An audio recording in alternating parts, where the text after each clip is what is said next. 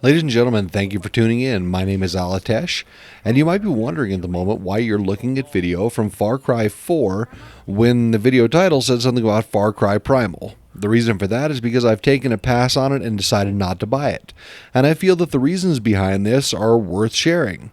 So first off, Far Cry Primal is a prehistoric version of Far Cry. Basically, you use primitive tools as a primitive caveman and conduct yourself through some form of a storyline. Okay, so the premise is pretty reasonable. It hits some of the Far Cry high points like drug-induced trips, etc., which can be pretty cool. However, it deviates from the standard formula of Far Cry in that there are no guns, there are no bombs, there's nothing exploding. And I would assume that the story is fairly well okay, which is more or less sticking with the Far Cry series. Anybody who's played the series from front to back started out in Far Cry 1, then Far Cry 2, and then 3 took you to off to see this gentleman on an island that wants to throw you off cliffs with bricks tied to your feet, and then there was 4 with a guy named Peg and Min, who, unfortunately, that was kind of a downturn in the whole storytelling series of the Far Cry portion. But Far Cry, in my opinion, has never really been so much about the storyline as about blowing things up and shooting stuff. So the reason that I didn't buy Far Cry Primal, and the reasons that I continue to plan not to buy it until it's on an extremely deep discount, first and foremost is because to me the combat feels uninteresting. There are a total of 4 weapons. There's the bow, the shivs you can throw at things, a club, and a spear, which you can either stab things using a Minecraft-like animation, or you can throw it at them. Now, I will say that in the videos that I've watched and other bits and pieces, throwing the spear stuff is pretty satisfying. I mean, things go flying across the map when you stick them with a spear, which is pretty cool, but not enough to warrant a $60 purchase. The second item on my list is that the game appears to be just simply grindy, for lack of a better way of putting it. There's basically heavy gates to content in the forms of having to use a pretty much botched inventory system to try and gather stuff, to build things, to make huts for people that you join that then give you slightly better technology or upgrades to your current series of 4 weapons. I don't mind heavy gates to content, and I don't mind games that are grindy to an extent. However, I feel that this is somewhat excessive. You know, in some cases, folks that review the games are like, wow, all I spent my time doing was running around picking flowers and ripping sticks out of the ground. Doesn't sound like an extremely compelling thing that I would want to pay my $60 into. The next item on the list is that there are skill tree issues. Pretty much they're abundant because there's no fundamental gameplay changes as a result of leveling up your skill trees and getting these new skills. Now, granted, you get to ride around on a saber-toothed tiger, which, quite frankly, is pretty awesome. But the rest of it is just kind of bland. You get more health, you get some damage reduction, you can do some cool things with your weapons and they do more damage. But it makes no change to the way that the fundamental gameplay works. A nice example of this would be something along the lines of, let's take Far Cry 4 and the melee abilities. As you level that up, you get more melee abilities. You can drop down on them and slice some guy to death. You can pull him over the edge of a cliff and hack him up on the way down.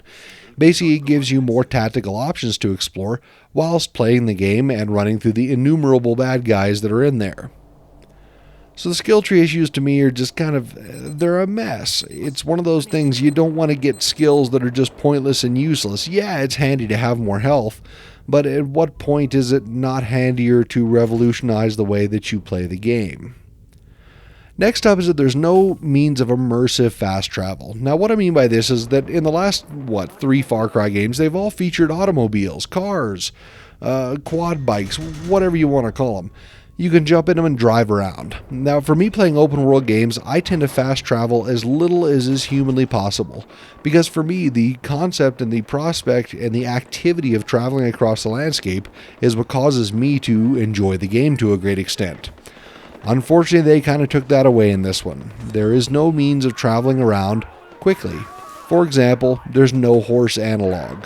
I don't know, you can probably find a million different ways that there could possibly be something there in prehistoric times that would allow man to travel faster than just running around.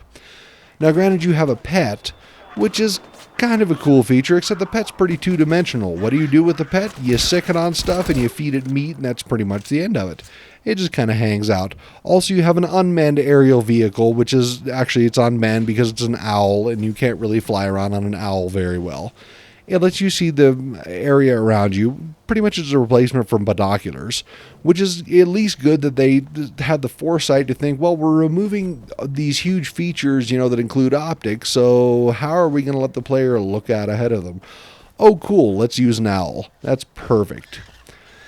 So the next item that I have on the list, pretty much it comes down to the performance of the game. Now, the performance pre-release was pretty horrible.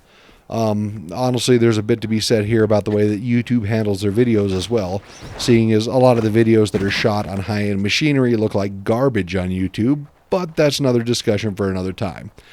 Basically, this game is based on the Dunia engine. It's the same engine that powered Far Cry 4 and may even have powered Far Cry 3. And the pre-release folks were having some big-time issues running it at an acceptable frame rate. Acceptable in this case I view as 60 frames per second. Because we are in 2016, you should probably be getting as close to 60 as you possibly can. It just makes the game more immersive. It makes it more interesting. It makes it more of everything that you would possibly want it to be. And really, in the pre-release, it didn't seem like that was really going on. Now, since it's released, it looks like there are a number of individuals that have gotten the fairly decent cards, like say the GTX 970s of the world, to run the game at an acceptable frame rate. However, I don't know. The jury's still out on that one. Pretty much when I decide to buy a game, generally it's in the pre-release area. I wait for it to release, look at the reviews, and then I buy it. Or if I'm going to be featuring it on the channel here, I will, in very, very rare cases, pre-order it, assuming that I can't get a hold of a review key for it. Anyhow, looking back on the whole performance issue, I think it sucks is really what it does, that you have a modern game running on a modern engine that's not some new shiny engine out there, and on a $4,000 PC it was having trouble running at 50 frames a second. Now I realize post-release there are some sites out there that have benchmarked it, and it's come out around 45 frames a second running on a 960, and around 55 frames a second average on a 970, but still that doesn't hit the marker of 60, and that somewhat disturbs me in a modern title, especially running on modern hardware. I mean, it's not like all of us have the wherewithal to go out and just be like, yeah, I'll just buy 2 Titans and slap them in there and it'll all go great. So really what this all comes down to is the value proposition of the game. What does that game pass to me that is worth the cost of buying the game? In this case, the game retails as a full release price. So here in the US, it's $59.99, otherwise known as $60. Elsewhere, it's probably about equivalent to other full-fledged release titles. That's not in and of itself a bad thing. However, I don't feel that the game moves the genre forward. I think that it actually seeks to detract from the genre. The game that you're watching right now on the screen has all of the features of Far Cry Primal, in addition to all of the features that are classic from the series itself. So the real question here is, why am I going to pay full street asking price for a game which is not a full street asking game? I mean, if that makes any kind of sense at all. Really, when it comes down to it, at the end of the day, when you look back on the purchases that you've made and the games that you've bought, I don't think this is one that you'd look at and say, yeah, that was a good use of $60. I had fun with it. It was fantastic. There's just too many things in there that are getting in the way of me personally adopting that as an ideal with this particular title. So because the concept here is to not present a problem without also presenting some kind of solution to it, as far as the value proposition thing goes, I think this should have been more like Blood Dragon, for example, where it doesn't cost full price. It basically sits out there, the $25 or the $30 range. It's something that you might pick up if you're bored, or when it goes on sale, it'll be, $25, $20, what have you. Any which way, I think at that price point, the game would be attractive to me, because at that point I'm not paying the money that I would for a full-featured Far Cry title and getting 2/3 of the Far Cry title in there. That's kind of an important thing to me. So really, to recap here, I think that they took the Far Cry genre, or the Far Cry brand name, and I think that they pushed it back in time, but they did it wrong. I mean, really, the developers had a clean slate ahead of them. It's not like we know a ton about prehistory in this case. We know what we found from fossils, so pretty much it leaves a lot subject to interpretation, and in this case they chose a very rote interpretation, and in my opinion came up with a game that is just not really compelling. It doesn't fit with the Far Cry 4 theme. It doesn't fit with the Far Cry's world theme. It is not an advancement from Far Cry 4 in terms of any gameplay mechanics or any key gameplay concepts. It breaks from the very fundamental Far Cry experience, so to speak. But it does so by removing features as opposed to substituting them for more interesting features. Like, for example, there could have been, some form of magic in this world, or perhaps they could have brought back alchemy to make things explode. That would have been fantastic. Really, I think that the whole game is, to some extent, tacked all together.